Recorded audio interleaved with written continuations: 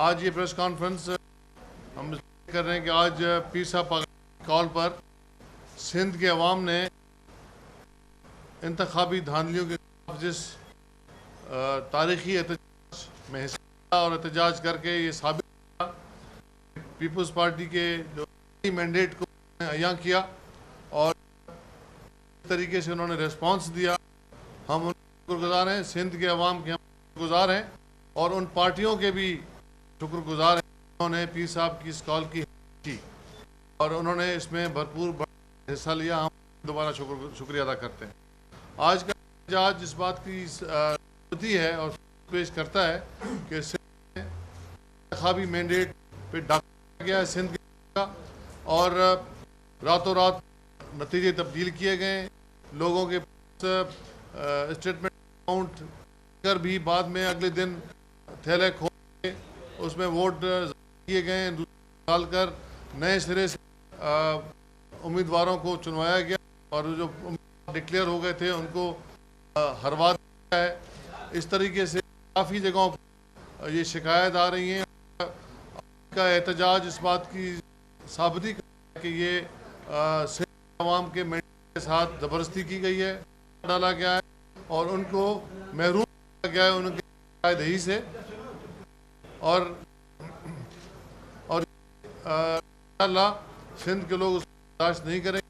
اور آج طریقے سے ہمارے امن ریلیوں پر پرتشدد حملے کیے گئے کی گئیں جس میں 3 لوگ شہید ہوئے اور سینکڑوں کی تعداد میں لوگ زخمی. خیرپور میں اور کم میں مسئلہ پیدا ہوا اور باقی پر بھی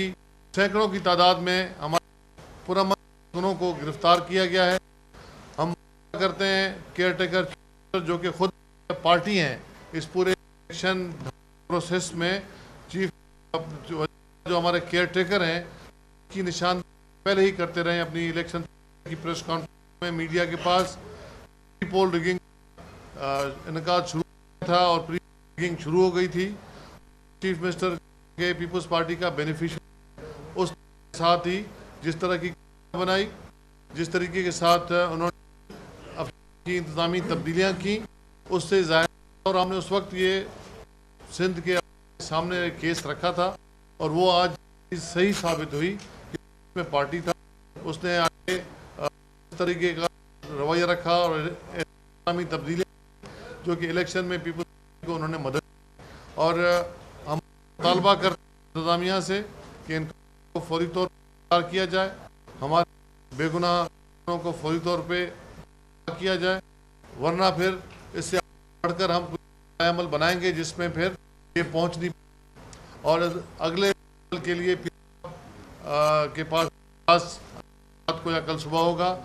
پھر اس میں ہماری پارٹیاں 10 پارٹیوں کا ان دوستوں بھی ہماری مشاورت ہے پھر عمل اپنا ہم دیں گے تاکہ جو مینڈیٹ کے ساتھ سندھ کے لوگوں کے ساتھ پڑا اس کو واپس کیا جائے اور جس سندھ کی لوٹی ہوئی دولت استعمال کی اس پورے دھاندلی پروسیس جاری رہے ہیں اس کی مثال بھی نہیں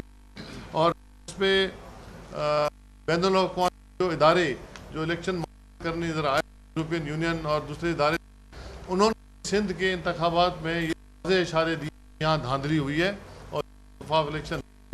یہاں شفاف الیکشن نہیں شفاف دھاندلی ضرور ہوئی ہے. دھاندلی